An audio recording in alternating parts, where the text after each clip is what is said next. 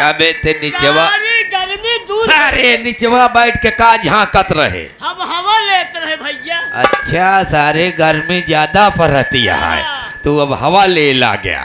जियो बिट्टी नानी नानी नहीं सारे तोहार आजी ला गए बिट्टी रानी। ए छोटू क्या कहूँ मैं आपसे नमस्ते करती हूँ। नमस्ते नमस्ते खुशी एकदम बड़ी हो जाए बहुत बड़ी हो जाए हर बियाह शादी हो जाए। अच्छा भगवान जो हमरा बेटवा दे भगवती में उठाए देगा।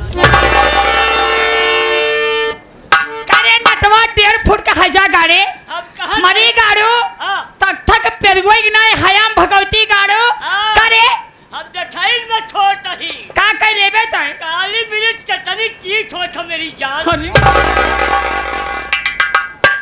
एका सारे के नान के देखिन ले ये बड़ा कातिल है। सूरजमुखी मरचा समझा सारे का। हाँ, कबे कबे भगवान खाए चबाई बने न लई जाई है का कहले जेहने कि नहीं लई जाई सेवा करे खाती। अच्छा ध्यान मोट ऐस नाही सारे कह पावा तहा भगवान लड़का दे भगवती माई पालन पोषण कराए तो तू सार अरे हमारा सारे उलट जाबे आवा यही खातिर तोका सारे सतवासा माई पैदा कर दिए। यो सारे ए पदर का ए जी देखा तोहरे इंतजार में सबसे ज्यादा तो दादा जोन पाछे बैठा है व्याकुल रहे और उनके बाद छोड़ा अनिल भैया जोन दिल्ली वाले हैं। अच्छा। ये बिल्कुल एकदम इंतजार करता करता वहीं लास्ट टाइम पर फोन इनका लगा तोहरे लगे। हाँ। अब आ गया है तो इनका सबका दिया। ए अरे आज सारे अच्छा। का कहा था खड़ा हो के लिए कहा तही अब बिट्टी बैठे रानी बैठे मजा ले ये जौन हमरे ब्राह्मण देवता राम बाबू मिश्रा बैठे हैं। जी हां ये दुर्गेश पांडे जेका पढ़ाइन के नाम से लोग जाना थी। हाँ हाँ उनकर बहुत प्रिय हैं। अच्छा ऐसी सेवा कह दे पढ़ाइन के भूल जाए नहीं तू सेवा कर हसनपुर आई की। अब असल में पढ़ाई नहीं यहाँ थोड़ा तंदुरुस्त यहाँ है यह है पतरवार मैं चूतिया घोड़ी बात सोच समझ के बोल। हाँ यानी दिल खोल करके अपना अजूबा डांस दिखाएं विचित्र नागिन वाला। ठीक है